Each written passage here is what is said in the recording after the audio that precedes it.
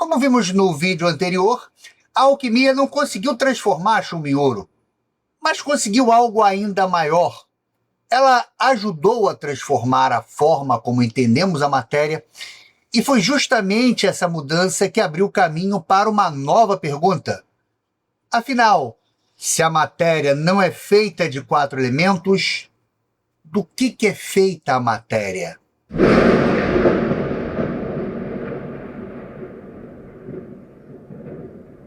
A alquimia não desapareceu da noite para o dia, mas seu declínio, como ciência soberana da época, começa a acelerar entre o final do século XVII e o início do século XVIII. E esse processo ocorre devido a uma mudança profunda na forma como o ser humano começa a visualizar a natureza.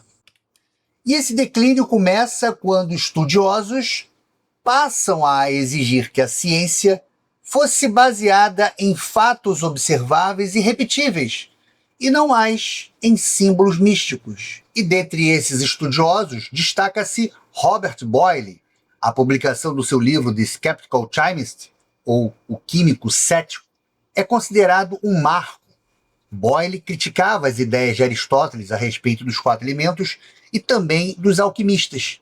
Ele defendia que a matéria era feita de partículas que se combinavam, antecipando a ideia de elementos químicos modernos. Boyle fez algo que parecia simples, mas foi revolucionário.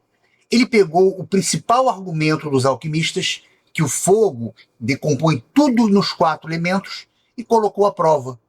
Os seguidores de Aristóteles e os alquimistas afirmavam que se você queimasse um pedaço de madeira, os 4 elementos iriam se revelar.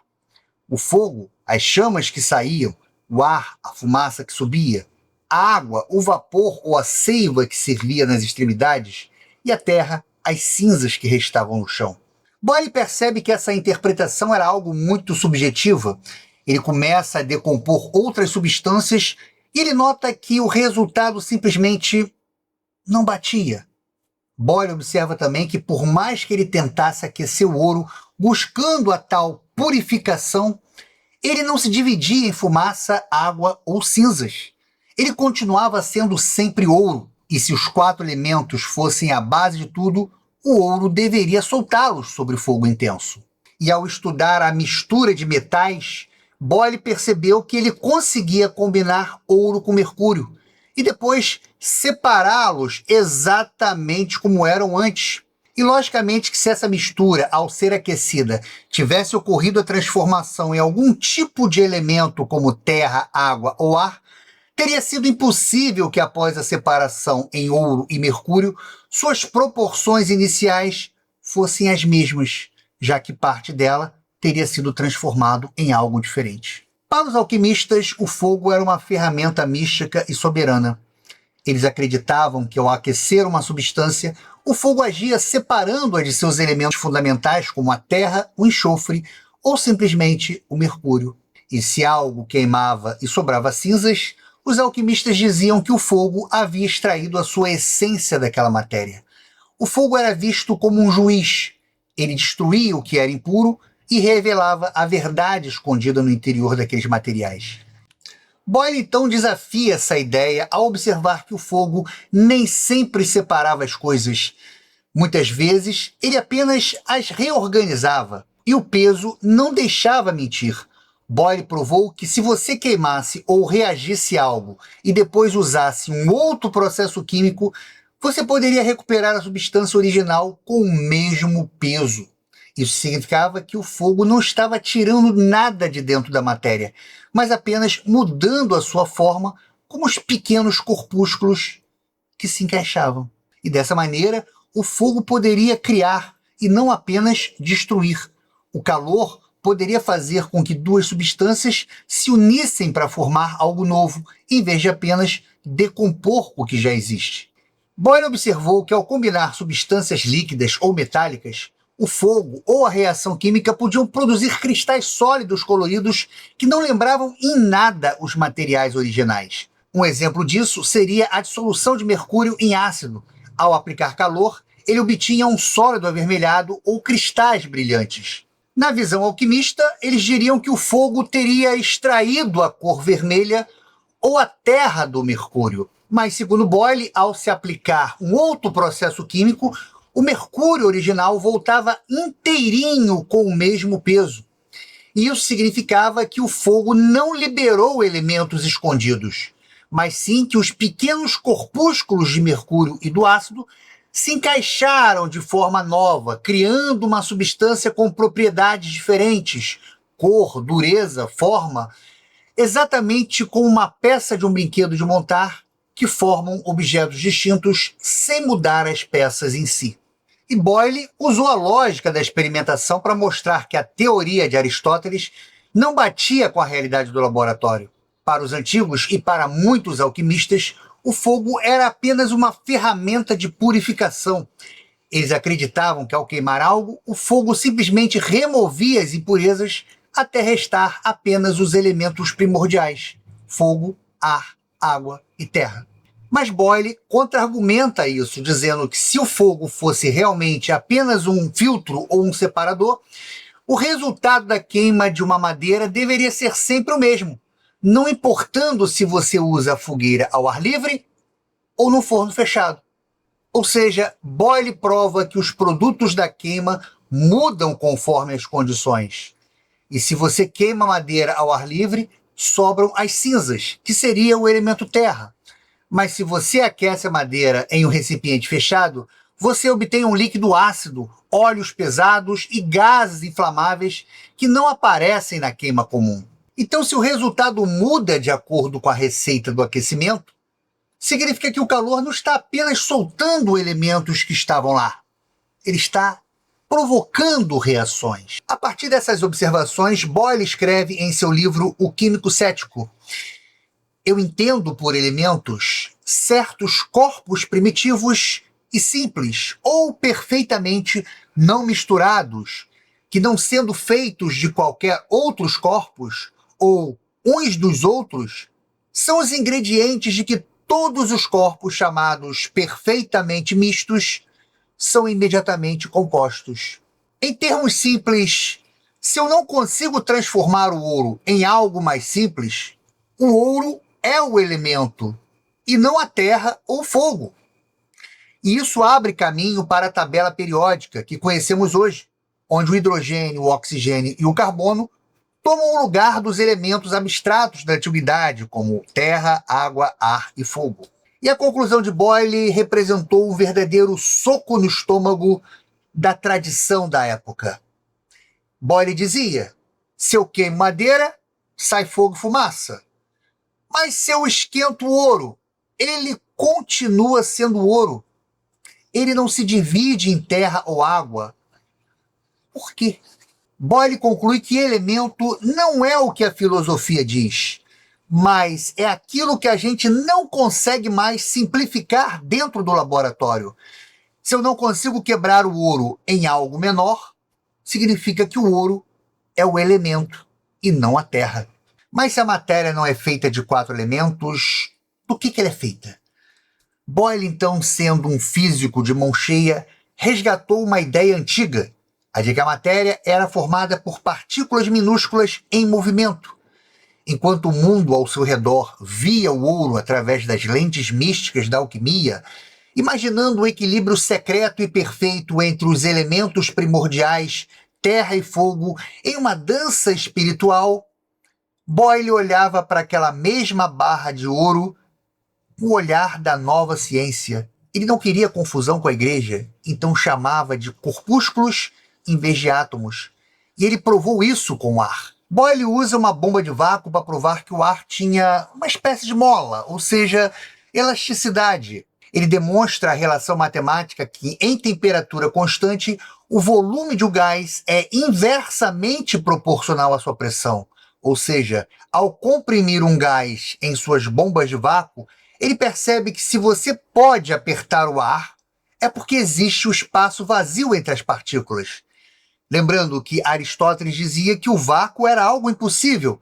Boyle então mostra que o vácuo existe e que a matéria é um grande jogo de pecinhas invisíveis colidindo umas com as outras. E diferente dos alquimistas que escreviam em códigos e símbolos sombrios para esconder os seus segredos, Boyle insistia em publicar detalhadamente como os experimentos eram feitos para que outros pudessem testar. Enquanto um alquimista via terra e fogo em equilíbrio místico, Boyle via uma coleção de corpúsculos específicos organizados de uma forma única que a química ainda precisava descobrir. Se Boyle abriu a porta para o fim da alquimia, Lavoisier a fechou completamente. Antoine Lavoisier ficou conhecido como o pai da química moderna, porque mudou completamente a forma de estudar a matéria. Enquanto a alquimia se baseava em muitos símbolos, mistérios e observações visuais, Lavoisier trouxe algo mais preciso para a ciência: a balança. Para ele, entender uma reação química significava medir cuidadosamente o peso das substâncias antes e depois das transformações. E foi assim que ele derrubou a antiga ideia de que o fogo, ou flogisto, saía das matérias durante a queima. Na verdade, ele mostrou que durante a combustão as substâncias se combinavam com o oxigênio do ar. A partir desses experimentos, Lavoisier formulou a famosa lei da conservação da massa, resumida na frase: na natureza nada se cria, nada se perde, tudo se transforma. E essa descoberta marca o fim de muitas ideias místicas da alquimia, como a criação de matéria do nada ou a transmutação mágica dos elementos, abrindo o caminho para a química moderna baseada em experimentos e medidas precisas. Em seus experimentos, Lavoisier realizava reações químicas dentro de recipientes fechados para garantir que nada escapasse. E ao queimar materiais nesses frascos lacrados, ele percebe algo impressionante. Mesmo depois da combustão, o peso total do sistema continuava exatamente o mesmo. Isso mostrou que a matéria não desaparecia durante as reações, como muitos acreditavam, mas apenas se transformava. As partículas mudavam de combinação, formando novas substâncias sem serem criadas ou destruídas. Lavoisier mostra que para obter determinada quantidade de matéria, ela já precisa existir de alguma forma no sistema. Nada surgia magicamente e nada simplesmente desaparecia. Tudo apenas se transformava. E antes dos estudos de Lavoisier, muitos cientistas acreditavam na teoria do flogisto. Segundo essa ideia, todas as substâncias que queimavam liberavam uma espécie de matéria invisível durante o fogo. Assim, quando algo era queimado, acreditava-se que ele estava perdendo o flogisto para o ar. Essa explicação parecia fazer sentido na época, mas Lavoisier decide investigar a questão usando a medição precisa. Ele começou a pesar metais antes e depois de serem aquecidos intensamente, e o resultado foi surpreendente. Após a calcinação, os metais não ficavam mais leves como deveriam acontecer se estivessem perdendo alguma substância. Na verdade, eles ficavam mais pesados. Isso levou Lavoisier a uma conclusão revolucionária. Durante a queima, o metal não estava perdendo algo, mas sim ganhando uma parte do ar. A partir desses experimentos, ele identificou esse componente do ar e o chamou de oxigênio. E com isso, o fogo deixou de ser visto como um elemento misterioso ou espiritual e passou a ser entendido como uma reação química de combinação com oxigênio, o que hoje chamamos de oxidação. Essa descoberta transformou completamente a química. Lavoisier também demonstrou que a água não era um elemento fundamental da natureza como muitos pensavam desde a antiguidade, mas sim uma substância formada pela união de hidrogênio e oxigênio. E essas ideias ajudaram a derrubar a antiga crença alquímica e abriram caminho para a química moderna baseada nos experimentos, nas medidas e na evidência. Lavoisier consolida a química moderna quando publica o Tratado Elementar de Química em 1789. A obra foi praticamente uma reorganização completa da ciência química. Até então, muitos nomes usados vinham da alquimia e eram carregados de mistério, como o espírito de sal ou óleo de vitríolo. Lavoisier abandona essa linguagem obscura e cria uma nomenclatura mais lógica, baseada na composição real das substâncias. A química começava a deixar de lado os símbolos secretos e passava a falar uma linguagem científica universal. No tratado, ele também apresentou uma das primeiras listas organizadas de elementos químicos. Em vez de tratar os elementos como ideias filosóficas da natureza, como terra, água, ar e fogo, Lavoisier definiu o elemento como toda substância que não podia ser decomposta pelo método conhecido da época. O mais importante é que esses elementos agora poderiam ser observados, pesados, medidos e testados em laboratório. A química deixava de ser uma especulação e transformava-se em uma ciência experimental baseada nas evidências. Então, se Robert Boyle foi quem começou a questionar a antiga teoria dos 4 elementos, Lavoisier foi o cara que botou a pá de cal e enterrou definitivamente a ideia usando a matemática e os experimentos.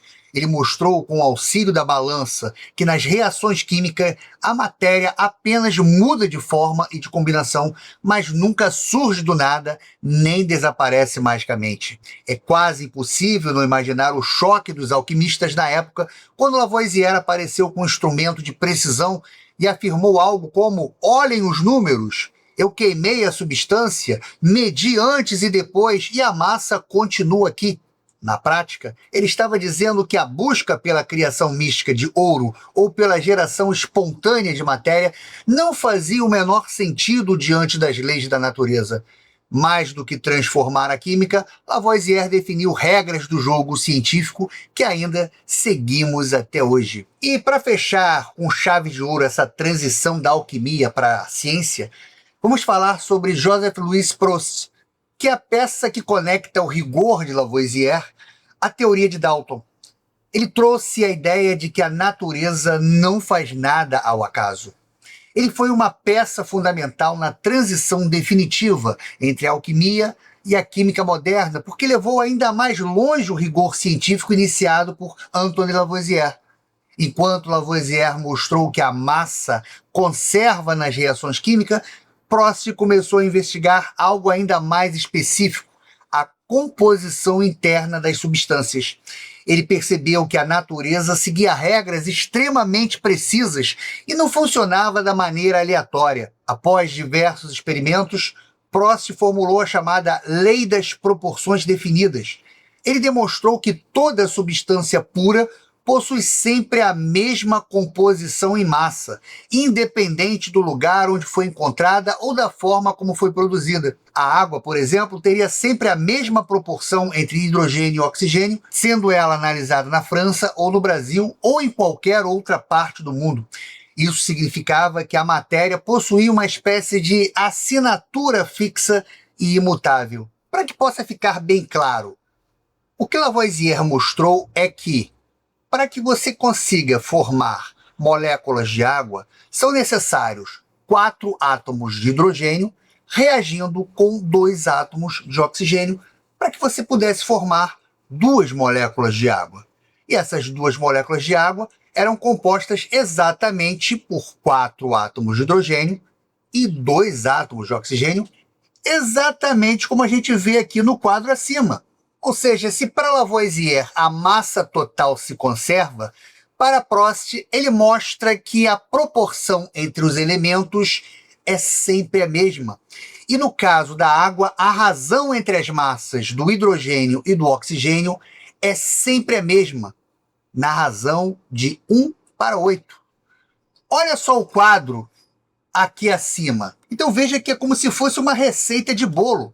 Se você precisa de 9 gramas de água, você precisa ter 1 grama de hidrogênio e 8 de oxigênio. Mas se você precisa do dobro de água, 18 gramas, os seus ingredientes vão ter que dobrar também. 2 gramas de hidrogênio e 16 de oxigênio. E se você quer triplicar a quantidade de água, 27 gramas, os seus ingredientes também vão precisar triplicar. 3 gramas de hidrogênio e 24 gramas de oxigênio. Ou seja, a natureza não faz nada ao acaso. Ela trabalha com proporções fixas. Cada substância tem sua receita única e bem definida. E essa ideia foi um golpe importante nas antigas concepções alquímicas. Muitos alquimistas acreditavam que as substâncias podiam ser alteradas gradualmente, apenas ajustando quantidades de fogo, terra ou outras qualidades misteriosas da natureza. Prost mostra que não era bem assim. A matéria não se comporta como uma mistura sem regras. Se uma reação química exigisse uma proporção específica entre dois elementos, apenas aquela quantidade iria reagir. Todo o excesso simplesmente sobraria sem participar da transformação. E com isso a química começa a parecer cada vez menos um campo de mistério e mais uma ciência governada por padrões matemáticos rigorosos. A descoberta de Prost abre caminho para a teoria atômica de John Dalton, porque ela reforçava a ideia de que a matéria era formada por partículas organizadas de maneira precisa, que obedecia às leis físicas da natureza. A precisão de Prost era realmente fascinante, mas gerou um mistério que intrigou a comunidade científica da época. Se as substâncias sempre se combinam em proporções fixas e matemáticas, deve haver uma razão profunda para isso, certo? Por que a natureza ela se recusa a criar compostos com proporções quebradas ou com proporções aleatórias? Ou seja, a química sabia o que estava acontecendo, mas ainda não entendia muito bem o porquê. Essa resposta e outras nós vamos encontrar no nosso próximo vídeo, vindo de uma mente brilhante do grande cientista John Dalton, em que, olhando para os dados de Lavoisier e Prost, ele teve um estalo genial. A razão pela qual a matéria se combina em proporções fixas é que ela não é contínua. Ela é feita de blocos de construção indivisíveis. Então, você vai descobrir como Dalton resgatou uma ideia esquecida lá da Grécia Antiga para criar a primeira teoria atômica científica. Até lá! E um grande abraço!